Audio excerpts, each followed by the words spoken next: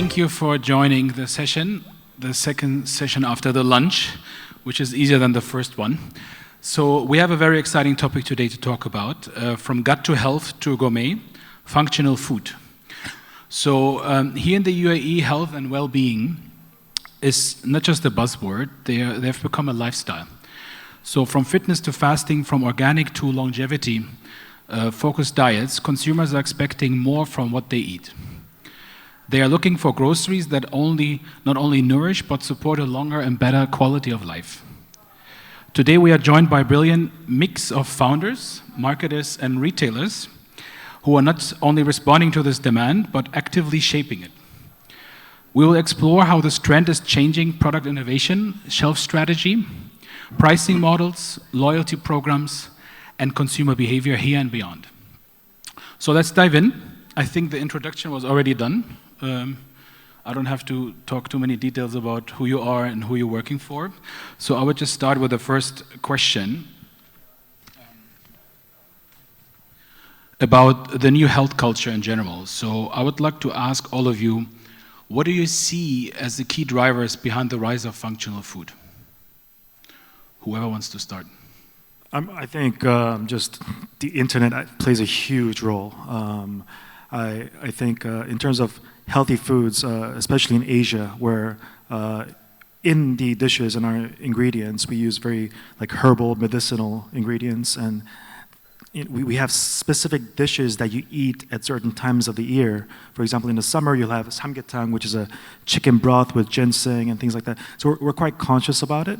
And through the rise of globalization and the internet, I think people are becoming more aware about the health benefits of such ingredients, and yeah, I think internet has played the biggest role. That's interesting. Anyone else who wants to add to that? I think post-COVID, the paradigm of choosing the food or choosing the healthy food has completely changed. People look for fresh, traceable food that's coming on their table. So that's a very big change that's happening, and allowing the entire ecosystem of the retail grocery to completely change and shift and pivot in providing what the consumer is looking for. Yeah, hi Ahmed, good afternoon everyone. I think he's absolutely right. So post-COVID we saw an incredible boom or interest or uptake in healthy foods. I think that consciousness within the customer about wellness in general has increased rapidly and taken hold since the end of COVID.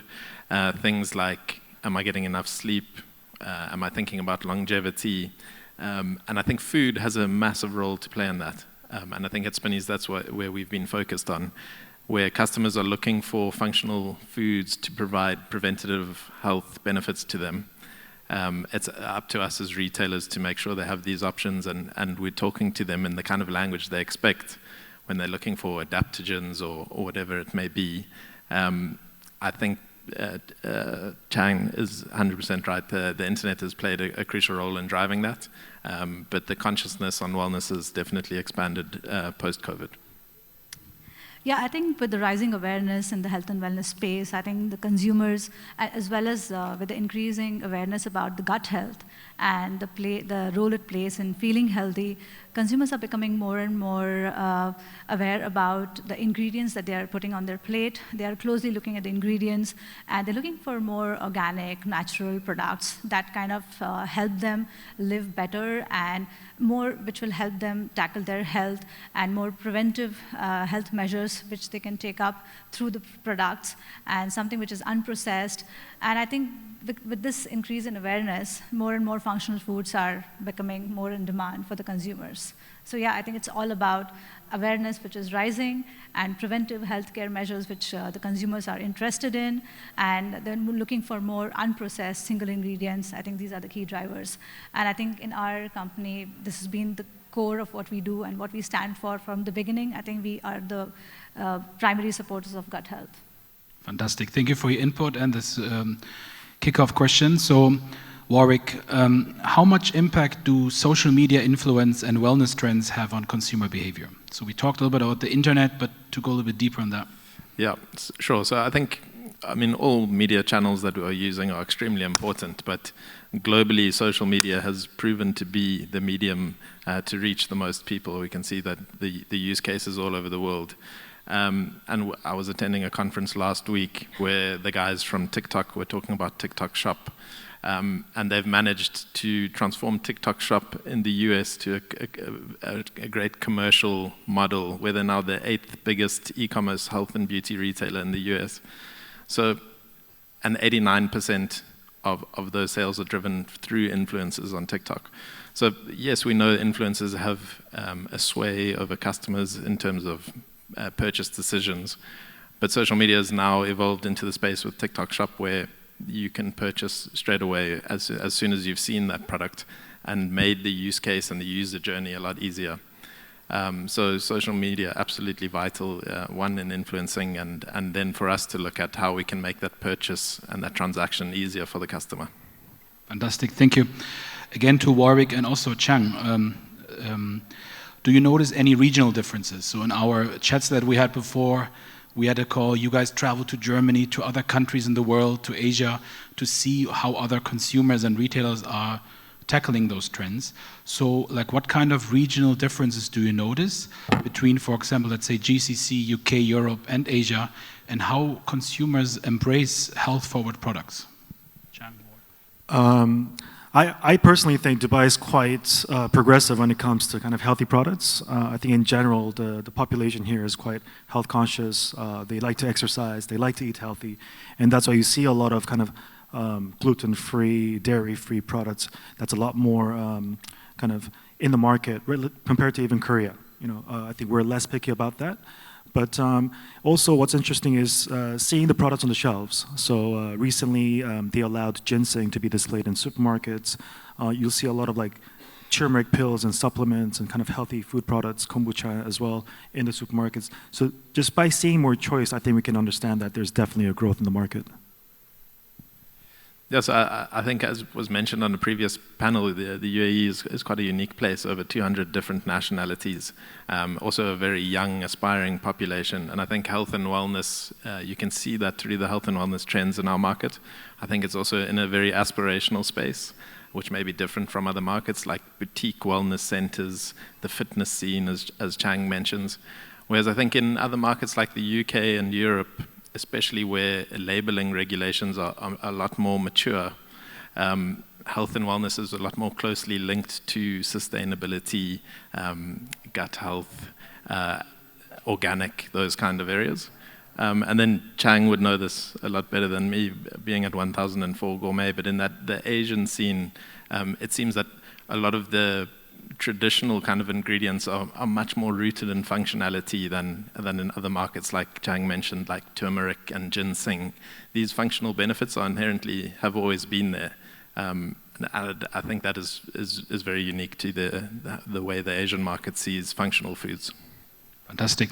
Talking more about innovation and the product itself. So again, Warwick, because you said you guys made a case study about that. How do you strike the right balance between the functionality and a good taste? Because food should be healthy, but also taste good, right?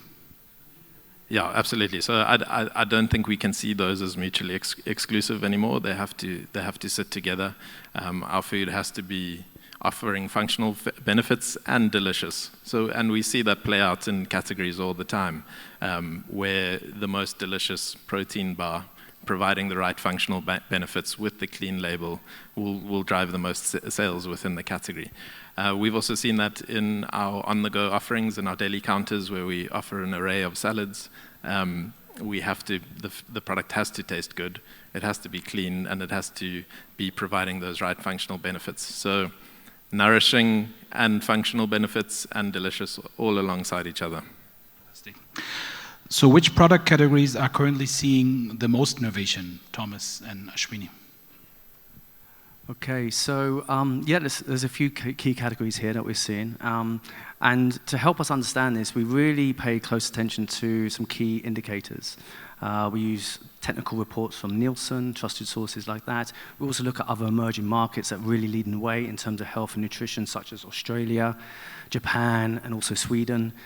And then obviously we do our own analysis, use our own data. So what we're seeing is things like functional beverages, kombucha, prebiotic sodas are really starting to trend up nicely. Powders and supplements continue to trend in a very positive way. And seed cycling is really kind of on point at the moment and growing in popularity. Yeah, I think I definitely have seen a upward trend in the beverages category, from protein-induced water to mushroom becoming a base for the beverages for the herbal teas. So I think these are the beverages I feel is going through a lot of revolution when it comes to the functional food. So yeah, I think these are the two main categories where I feel is the main drivers. Yeah. Fantastic. So we talked about the food culture. We talked about the product development and the trends around the product. Let's go towards the retail and the shelf, right? How is the growing demand for functional foods reshaping the shelf strategy? So this is an interesting question for Thomas and Warwick. Okay, so this is actually a very interesting space. So we're seeing a complete shift in consumer behavior, where ordinarily in the past they would be going directly to categories. Now they're really tapping into their need state. So if there's a digestive situation going on, they literally want to navigate to that place. So we're learning as a grocery retailer here in UAE from global trends, global innovations, and bringing them here. And we're applying that to our shelving space. So our consumers, our customers can easily navigate to what they're looking for or what they need, and they can easily buy it. Yeah, so I think, as mentioned in the previous question, the innovation in the space is really rapid. So we are seeing new products every single week within categories, and obviously we want to provide the options to our customers where we see there's a gap and a need. And sometimes that leads to very cluttered shelves. And cluttered shelf is a big problem for us. It means the customer can't find what they're looking for. So for us, we've looked at ways to try and bring functional products together within categories. For example, in our chilled category, we'll have a protein bay where we can put all of the added protein products together, similar to gut health products within chilled. And we'll also look at signposting within category as well, but within a cluttered space, as it has become and is becoming, our job is to try and make it as easy for the customer as possible. So signposting and grouping products and bringing together without disturbing that customer journey is definitely a focus. And then I'd say another aspect from a strategy perspective and a commercial strategy is our category teams are looking at target-based percentages of listing for specific functional categories that we know our customers are looking for, and trying to bring more and better products into the space. Fantastic. Asking Chang, what role does pricing play, like premium pricing versus affordability? Pricing is always a tricky kind of question, or I guess a problem for us. Obviously, we're kind of dealing with more premium products in our line of work with, Asian products, Korean products, Japanese products. They tend to be a bit more expensive than what you would find locally, or things that were coming from even Europe and India. But I think the most important thing for pricing, if you want to price something high, it's all about the storytelling. I think educating the consumer and explaining why this product deserves to be like 600 dirhams for a jar of ginseng, right? But there is a huge appetite for it because people do see health benefits. I have friends that have taken it and had babies. You know what I mean? Like, it does have health benefits, and besides that, it's not specifically about like food that improve your health, but even food that don't have kind of processed chemicals and things like that. These are things that people look for, and people are willing to pay 10-20% more for these products, understanding that it's less processed. So I think explaining that story, educating the consumer, doing online social media content around that product, these things help justify the price of an expensive product. But obviously, you don't want to go past the threshold and make it so unachievably expensive. So again, it's a balance. It's a balance. My kind of strategy is always kind of start a little bit higher, and then if it doesn't sell, bring it back down. So that's kind of my strategy. But storytelling is the most important thing, in my opinion. Do you guys have any example of a product where you made a very good storytelling? I think ginseng is one of them, right? I think it's been around for literally centuries, if not millennia, and it takes 6 years to grow a root of ginseng. And especially during the summer when it gets hot, a lot of people eat ginseng because it gives you power, it gives you energy. Also, it's good for men as well, you know. So things like that, I think, I think for men when it comes to like hair loss and something like that, people want to be better. So I think from that extent, people are willing to spend a bit more, be a bit more loose with their spend when it comes to kind of important things for men. Perfect, thank you. So we are talking more and more about the consumer behavior, right? We're talking about storytelling, how to convince the consumer. So I would like to ask Ashwinii, who is your typical functional food customer and what segments are most active currently? I think anyone who is seeking health and to be healthy are definitely the segment of people who are looking for the functional food. Having said that, I really see that the mothers are still play a significant role in the decision making, and they are the key decision makers about the family's well-being. Having said that, it's very nice to see that nowadays we see a lot of men also participating in these key decisions, and we see a lot of men visiting our platform, making those purchase decisions. So I think it's really nice that there's a collective conscious building in the families, in the communities, where a lot of people are moving towards healthy living. And I would also say that even in the social gatherings, in the communities, one of the key topics which is being discussed about is about the gut health and about the functional foods which really support the gut health.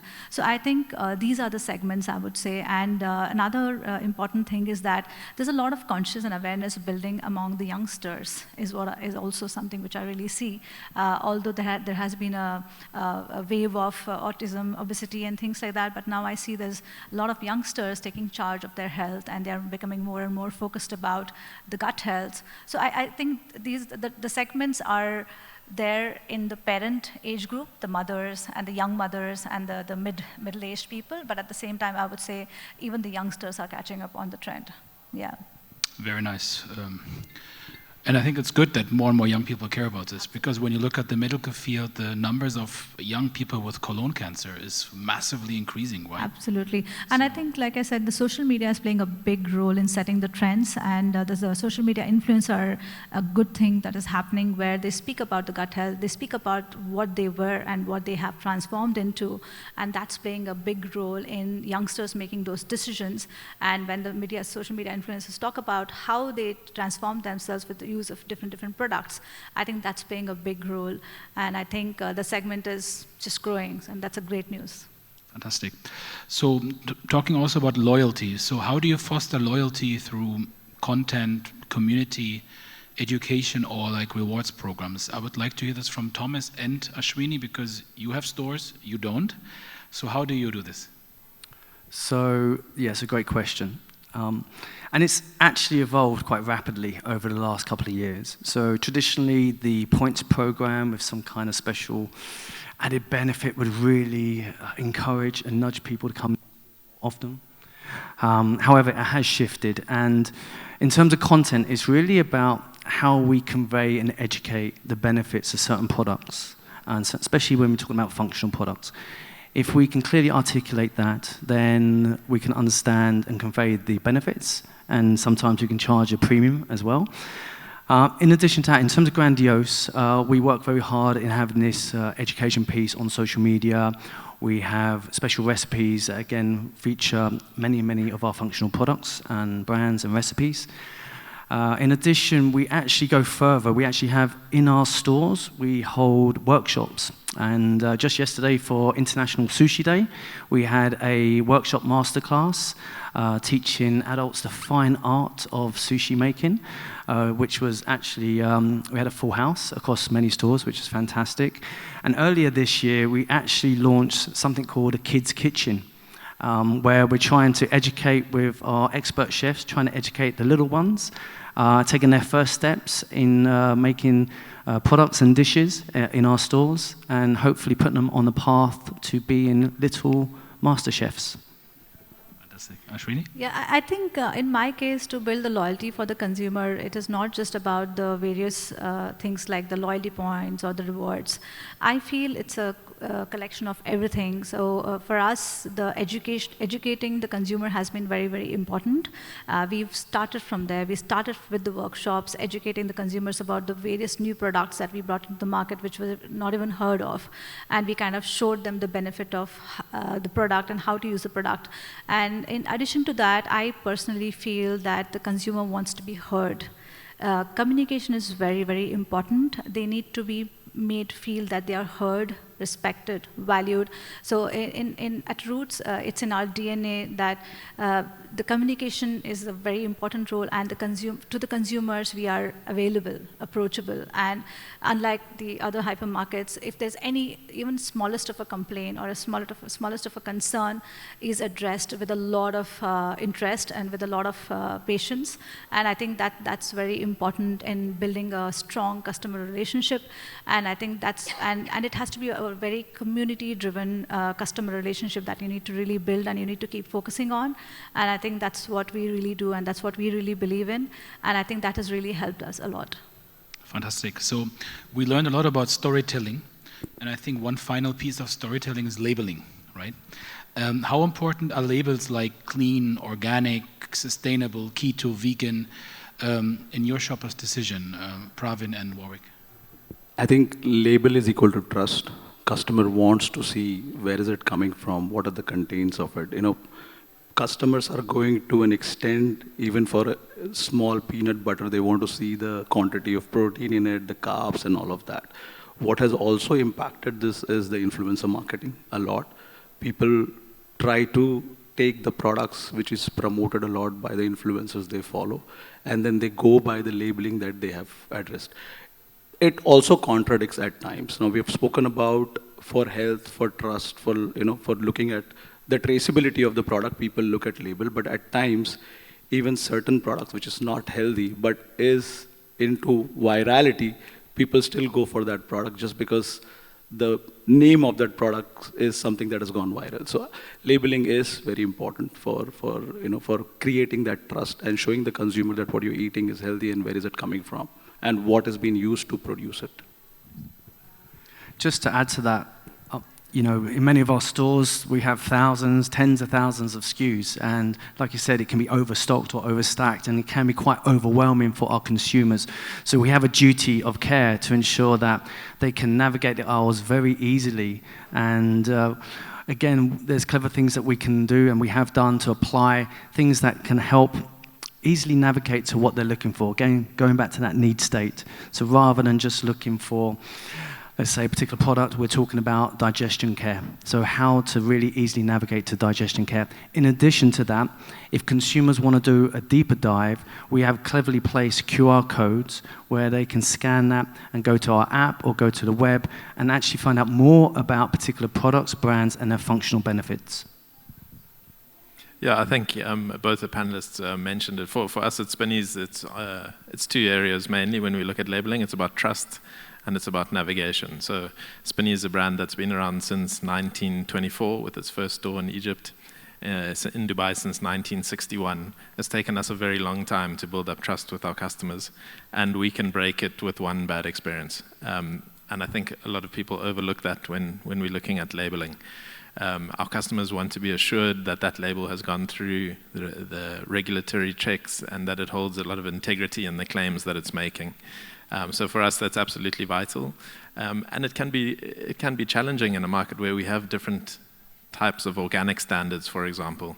Organic in one market might not mean exactly the same as organic in another market, and in the UAE, we're bringing both of those products to our market. So for us, being very stringent in terms of checking labels and making sure what we offer to our customer is exactly what it says on the pack is vital. And then, as Thomas says, navigation in cluttered categories is incredibly important. Can I find exactly what I'm looking for in an easy manner? Fantastic, thank you. So, talking about omni-channel and e-grocery, I think you guys said one key sentence, the UAE is a very unique place, right? And I feel I've never been in a place where so many people order food online. like in comparison to Europe, for example. So how does consumer behavior differ between online and in-store for these kind of products? A consumer purchasing offline in the retail is a very impulsive buying, right? He goes through stacks where the products are kept, just picks it up, put it in the cart. But when it comes to online, customer is more conscious. Customer wants to only buy what they have made up the mind, and that's the real difference. Plus, on top of that, the belief that if it's online, whether it's the same that what I take offline. So there's a huge differentiation, and that's where if you see acquisition cost of a customer offline versus an acquisition cost of a customer online is very, very high, right? So you have to, again, bring in that trust, bring in those elements where the customer feels that, okay, what I'm buying online is really good, and I can go for it. So if, again, one of the differentiation is if 10 consumer walk offline in the retail store, 8 will buy and come out. But if 10 consumer logs in online on a particular app or a website, probably 3 or 4 will buy, rest will just look up and then go out. Well, your advantage though of those 3, 4, you know a lot of data about those guys, right, that buy from you. How important is data from an omni-channel perspective, and how does this data shape the product selection and pricing and the whole product strategy? You can say it's a compass for us, right? It helps us to navigate and create the offering with the way the consumer have been, buying on our application or the data behavior that we see, right?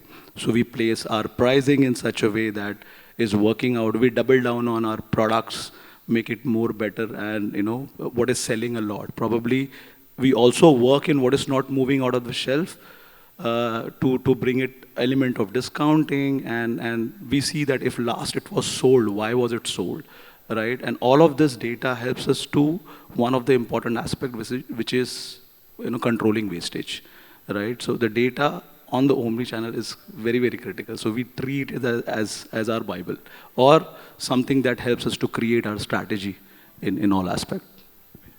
And what role does e-commerce play in building a brand, presents Thomas? Well, it's critical, and especially if you have an in-store estate, you need the e-com omni-channel to help give you almost a superpower to have a further outreach to other audiences that may not be aware of you. So we've seen a lot from our data where a lot of our consumers would actually try Grandiose online, and then they start to fall in love with Grandiose, and then they actually come through the doors for more of an experiential experience. And like I described earlier, we have certain things to encourage that behavior, whether it's the workshops for the adults or the kids' kitchen. We have also some special offers as well. But again, it's really about adding value to people's lives. That's really at the heart and the core at Grandiose. Fantastic. So, talking about trends, obviously functional food is a trend. You guys spoke about the internet, social media. Those are all boosters. So this means lots of maybe different kind of products come and go. How do you make sure, Warwick, at Spinneys, that your employees, do you guys have tools like digital training platforms, tablets in store, or AI products that you're using to keep the store employees also informed and up to date? Yeah, I think this has become quite crucial for us. We're on quite a rapid expansion plan at the moment, opening more stores, and that means a lot more new employees into the business. And obviously it takes a certain amount of time for an employee who's new to the business to come in and hit the ground running from day one. So in that sense, we have used an application that we call SpinFoShare, which is like an information sharing tool, where we can use that to upskill and help employees get up to speed a lot quicker. At the same conference we were at last week, we were speaking to the guys in the Netherlands, Albert Heijn, who's the Dutch retailer.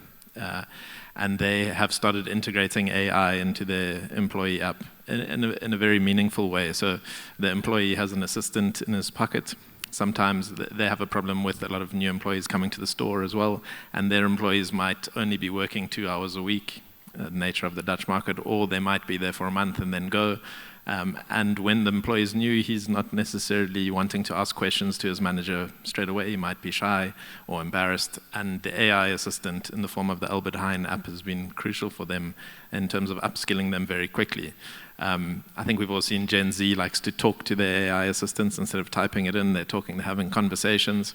And interestingly, when they tested that, it didn't work in the store experience because they felt embarrassed again to be talking to an AI assistant in front of customers. So they went back to the drawing board and they have this AI assistant that they can type to and ask various questions like, where is this product located? What is my planogram supposed to look like in chilled category? So very interesting. Ours is still not, doesn't have that full AI integration, but I think that is the next step for us to take to make it even easier to upskill our employees on the shop floor. Very interesting, very interesting. So looking at the future, Ashwinii, so where do you see white space in categories, demographics, or formats? I think, again, with a lot of learning happening and a lot of consumer awareness, I will not be surprised if the products that we specifically focus on are going to be in demand globally. So I would say that it's just a beginning of the health and wellness trend, and I think the more and more countries are going to adapt to this requirement of healthy products and clean labels, and I think it will definitely be many more countries seeking out for the kind of products that we offer. So I think demographies, I think it's a very, very untapped space still. And another thing, what I feel very, very happy about is the fact that I also noticed there's a upward trend in the kind of manufacturers, the conscious, authentic manufacturers and suppliers growing now in different parts of the world, which is a great thing to happen. And I feel at Rootz, we are in the middle of this clean, authentic, organic product revolution, which people are seeking out for. And we are like the bridge between the consumer and the manufacturers and the suppliers. And at Rootz, we are very particular about not only what we offer to the consumer, but we are also very particular about the people we work with, the manufacturers we work with, and seeing this trend that there are many more clean, conscious people and the manufacturers coming up. That's a great trend which I notice, and I think it's only going to grow in the coming years. So in terms of demographies, I think there's still a lot of untapped space. And when it comes to the categories, I think, like I think many people have already mentioned, I think there's a lot of rooted traditional foods which are now making space in different nationalities. So I think people are becoming more aware of the food as food and not really driven by the origin where they come from. They are happy to adopt the new trends, which is going to help their gut health. So that's another trend which I noticed. So yeah, I think this is where we see that there's a rise, there's a lot of space in the category development, as well as a lot of demographies which are open to adopt health and wellness products. Yeah. Fantastic. And what do you guys think, and this is a question to all of you, what's the next on the horizon? What's the next big thing in functional food or also healthy food? What do you guys think? I'll start. So what we're seeing is obviously a big rise in everyday wellness. And whereas before you might see certain items being added once or twice a month or maybe once every couple of months, we're seeing these carts actually growing in terms of wellness items on the weekly and the bigger shops. In addition to that, we also anticipate a bit of a shift from, let's say, more generic functional wellness products to more bespoke, personalized products. How that's going to shape, we're not quite sure yet, but we're keeping a very close eye out on that trend. Anyone else? What's the next big thing? I agree with Thomas. So if you see there's going to be a lot of shift from the normal functional food to the healthy food, because if you see there's a lot of direct-to-consumer brands shaping up really well. And people are kind of, or the brands are kind of moving away from the traditional distribution channel to directly reaching to the consumer. Obviously, one of the points that I mentioned is virality, influence marketing. And if that's going to give them a jump on their margins and unit economics, I think they will stick to that. So there will be a lot of change. Yeah, so I think we're really going to see the notion of food as medicine take hold. I think a lot of consumers are going to look to food and grocery stores to provide their preventative healthcare needs in an attempt to not rely so much on traditional medicine. That's a very nice thing that you said, because I think Steve Jobs, they say Steve Jobs apparently said it. He said, eat food like medicine, otherwise you have to eat medicine like food. Just think about it. It's a really good one. I think we had a very nice session. I really learned a lot, and it's exciting to see how you guys tackle those kind of trends and topics on your own individual way, and obviously have a successful business at the same time. But I think it's really good that we drive the awareness for this topic as well, because at the end of the day, health is priceless, right? So thank you so much, and I think we have 5 minutes for some questions, maybe?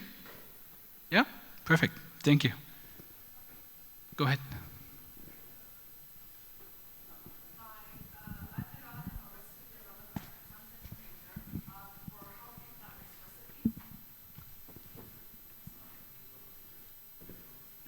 Hi, I'm Miral. I'm a recipe developer and content creator for healthy plant-based food. I actually really enjoyed this session, and I appreciate the topic, and thank you to all the speakers. It was really insightful. I just have a question. It's kind of a question or a request, I don't know. Well, let's see what comes from that. But, you know, a lot of, and me included, but I know there's a lot of people that are on a mission to contribute to the health and wellness space, especially with food products. What are you doing to support those brands, especially like the entrepreneurs and the startups? Because as you know, one of the issues is price points. You know, a lot of the ingredients are a lot more expensive, especially if, you know, when you're going for certain quality ingredients. So, you know, are there any kind of internal initiatives or any sort of things that are internally being worked on to try to support these startups and entrepreneurs to really make a difference? Would love to hear from you, or it's just maybe a request or a question, depends. Thank you. I can take, I'll add on there. So at Spinneys, we launched the local business incubator program as a direct response to COVID and people losing work and wanting to do something else. We saw an opportunity to provide space on our shelves to these aspiring entrepreneurs. And we're now into our 5th year. And we've seen some fantastic success of local entrepreneurs in the food space. Also in the health and wellness space. It's not exclusive to health and wellness, but one of the criteria we have in there is it needs to be on trend and in line with customer needs, and obviously a big one there is health and wellness. Some brands have been really successful, others, you know, we've had the attempt and they haven't been as successful as the others, but it's been an extremely enriching and rewarding program. I think for us as a business, it's one of my favorite campaigns and pieces to work on, and as well as some of the entrepreneurs have got their brands listed overseas and in other competitors, like Carrefour in the UAE market. So that's been our attempt to try and open that space up. And the benefits those incubators will get from winning the program is removing some of those barriers to getting on grocery shelves, like no listing fees, enhanced payment plans, which I think really helps them to get started. If I can just add to that. I think we were talking about loyalty earlier, and in my opinion, when it comes to retail or any business in general, one of the biggest ways to have customer loyalty is through introducing new cool products. I think everybody is looking for the next fixed chocolate, for example, right? And I think from that perspective, if you are a local company that is in that space, I think it's extremely important to be in these kind of events or outside activating with, you know, Ripe Market or, you know, any outdoor activation, whether it's Soul DXP or Bread, you know, these festivals. You know, for example, Loam is a great example outside. There's, I forgot the name, I'm sorry, but there's a baby's jelly concept that's outside. Like for me, we have a different kind of operating structure to a lot of the big companies like Grandiose and Spinneys. But, you know, for me, if I like something, I can just list it in my shop. You know what I mean? So we're always looking. But I think it's important for these brands to be in as many spaces as possible to activate and to just put themselves out there, and then naturally business will grow. I think Curious Elephant is a great example of that. So yeah, that's my advice, and we're all looking. Yeah. So I think even in our space, I think I already work with a lot of local brands. So I think, like you rightly said, it's just about reaching out.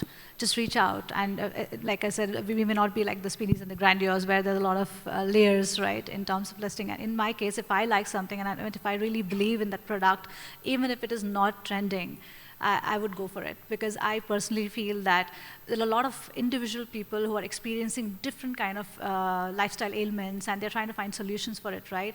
And if I feel that there's something very unique which is going to help even a small segment of consumer, go for it. So yeah, it's just about reaching out, really. So I don't think this is the kind of support we definitely offer. And just to add, loyalty doesn't just extend to customers, it also extends to partner brands as well. So at Grandiose, we're working for lots of local brands like Right Nutrition, which we've recently connected with, and we also go above and beyond. So we try and pull in some of our network. We have network with Barry's Gym. We have a session actually just over the road tomorrow, so if you bring your gym kit, you're welcome to join us. And we use that platform to actually leverage and communicate and showcase brands such as Right. Perfect. We have one. Okay, so good afternoon. Yeah. So I'll make it quick. Yeah, so wonderful discussion, panelists. My name is Rihanna. I head the operations of Choithrooms. So my question to the panel is, for the healthy, the concept, the food, is still a small base. We're still growing. It's growing in double digits, but it's still a very small base. So when it stands against brands like, a Pepsi or a Kellogg's, the marketing spend is still limited for these brands because they're still growing. So when it comes to my question specifically maybe for Thomas or Warwick from a supermarket concept, how do you kind of justify that spend on marketing to drive this? Because it's definitely a trend that it's worth driving. Not just in terms of the spend, in terms of the space that we give in the stores. And when you say space, is it better to have a separate category, like a shop-in-shop for this concept, or should it be well integrated within the category itself? So just want to hear how you're going to be taking that. Perfect. Thank you for the short question. So just to get into that, so yeah, great question. There's a couple of things there. One, a shop-in-shop or a pop-up can really work well for certain brands, and again, we do have space and dedicated space for them type of brands. Like Kalo is a brand that we've just recently launched, Australian nutrition brand, which is very functional, has massive functional benefits. In addition to that, it tastes absolutely fantastic. So if you get a chance to try it, give it a go. In terms of clever positioning, especially on the shelving, we also work with Dragon Superfoods as well, and they have a hot chocolate alternative that is very nutritional and obviously less calorific and better for you than the regular hot chocolate. And we've done a few experiments where we would actually position that in the same aisle, in the same space, giving the consumer the power of choice, combined with some knowledge and education so they can be informed to make an informed decision.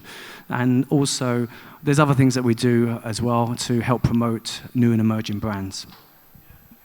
Yeah, so I think for us, health and wellness is a core proposition at Spinneys. So in other categories where a brand might come in and the brand might not be aligned with a core proposition, they would have to spend on marketing spend within our stores to stand out, whereas it's aligned to a core proposition. So we will often absorb that spend to talk about health and wellness within those categories. And spend to upskill and, to educate customers. The other question, we still haven't seen customers shopping out of category as much as they shop in category. So we will position those functional foods still within the category, but as I said earlier, we've been experimenting with protein bays within categories for added protein products or gut health, but it's still very much for us within the category. Perfect. I know there's one question left, but I've been told that we have to stop here. So maybe we can continue this discussion outside. You can ask us personally. Yeah. Thank you so much, guys, and thank you so much for your attention. I wish you still have a great day.